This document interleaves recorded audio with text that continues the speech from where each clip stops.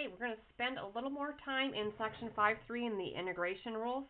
I think it's a skill you absolutely have to get really, really good at. So what I've done is I've pulled some stuff from my old calc book, which is very traditional. When you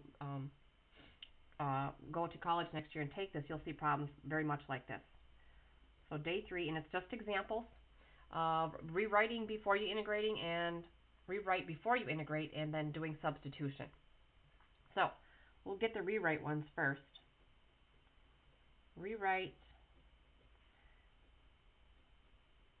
before integrating. And our goal is to just use that integration of u to a power du, the little power rule, add 1 to the exponent,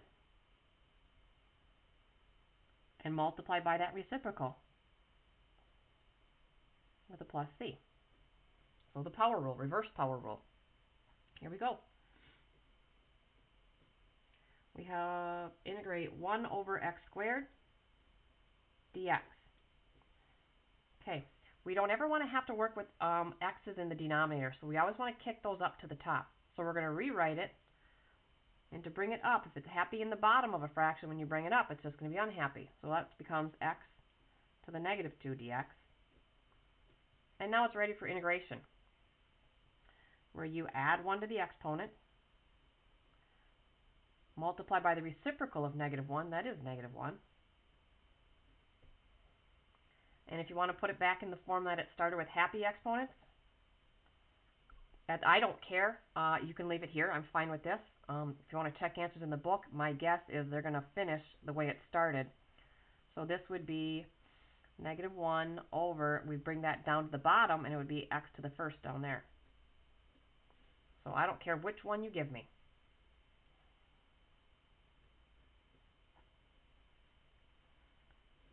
One over x times the cube root of x dx. Okay, there's different ways to simplify this to start with. You could kick these both up and then combine them, or you can combine them down here and then bring it up. I'm going to combine them down here and then bring it up. So think of that x as x to the first. The cube root, remember, is x to the 1/3 power. And then remember, when you've got an x times another x, it's add the exponents. So think of that as 3 over 3 plus 1 over 3. That's going to be x to the 4/3. So now when I bring that up to the top, I just make it unhappy. So it'll be x to the negative 4/3 over 1. There's nothing left down there. And now it's ready to integrate. Oh, I forgot my equal sign. And using the power rule, we've got to add 1 to this. So that's adding 3 over 3. So that becomes x to the negative 1/3 multiplied by this reciprocal is negative 3. I'm good with that. The book, because it had the radical symbols to start with, it will probably come down and be x to the 1/3, which is the cube root of x. Either answer.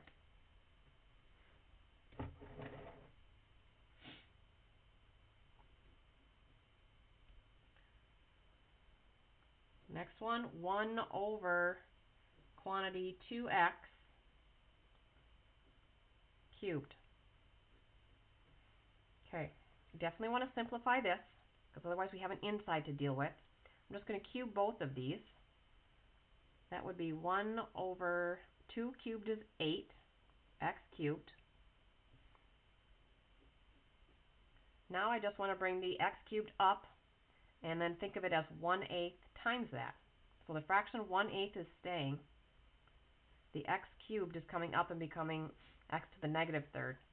So it's 1/8 x to the negative 3rd dx. And remember, constant multipliers carry along. It could pull out in front, but I don't care. So keep the 1/8. Now your power rule, add 1 to the exponent. Adding 1 there, I get negative 2. Multiplying by the reciprocal of that, it's negative 1/2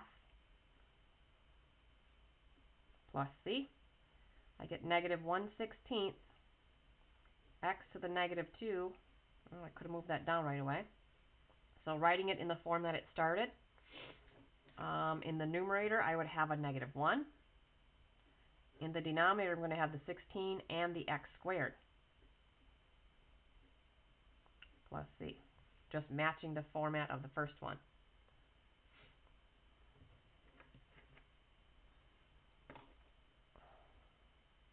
Oh, and really, if I wanted to, I could make it 4x quantity squared to really match that, but that's good.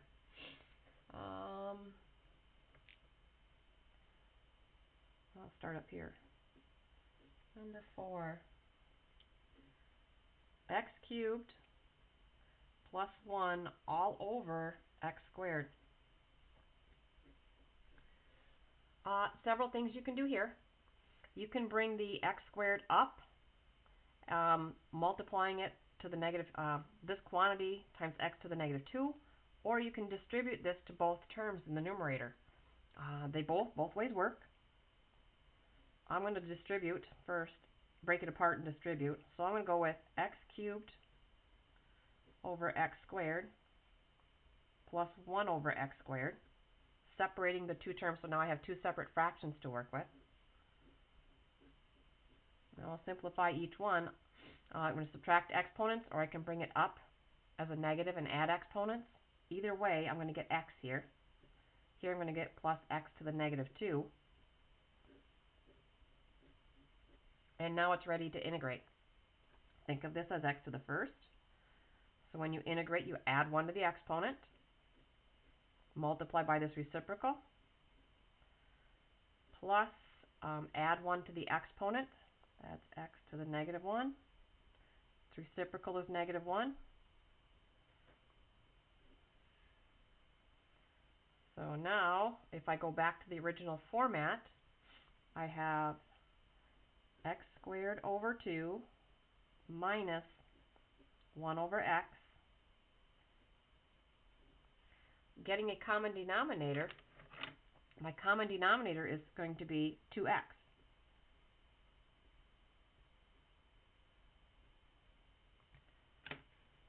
So I got to hit each of these with a 1. To get a 2x denominator, I've got to multiply this by x over x. That will give me x cubed. Got to hit this with a 1. I got to multiply by the 2. That will give me 2 over 2x.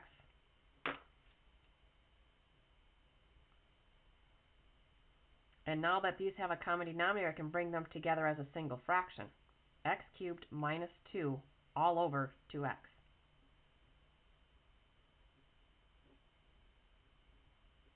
And a plus c.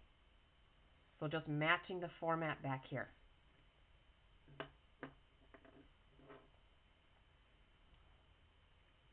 Number 5. This one I don't know that you would have needed help with.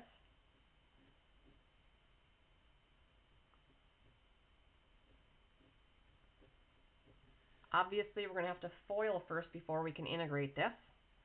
So FOILing gives 3x squared minus 2x plus 3x and then a minus 2 dx. I guess I'll simplify here first. 3x squared plus x minus 2 dx. Integrating, add 1 to the exponent. That'll give me, carry along the multiplier. Multiplying by the reciprocal, that's a 1/3. That's going to cancel. Adding 1 here, I get x squared times by the reciprocal is a half. 2x plus 1, and then the plus 1 plus c, and my only simplifying is right here. I need a 1. Cancel those out. So x cubed plus 1/2 x squared minus 2x plus c.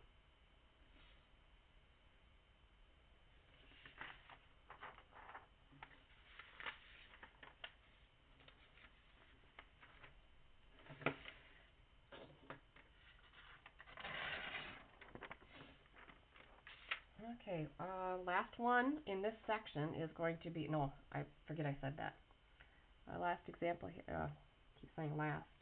We're not done. Find the particular equation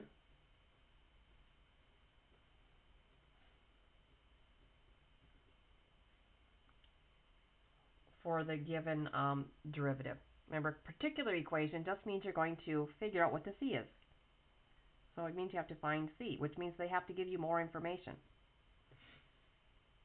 So if I tell you that the second derivative function is 2, and I tell you that the first derivative, a point on the first derivative is f prime of 2 equals 5. That's an ordered pair. When x is 2, the function comes out 5. That's on f prime. And I tell you that f of 2 equals 10. That's another ordered pair. That's on the original function. So with the second derivative equation and a point on the first derivative and a point on the original function, we can find the particular equation for f of x. So I need to work my way backwards from the second derivative back to the original function. So what I need to do is do the antiderivative of this. Once I do the antiderivative of this, I'll be at f prime of x. So f prime of x is going to be the antiderivative of the second derivative. So we'll do this first.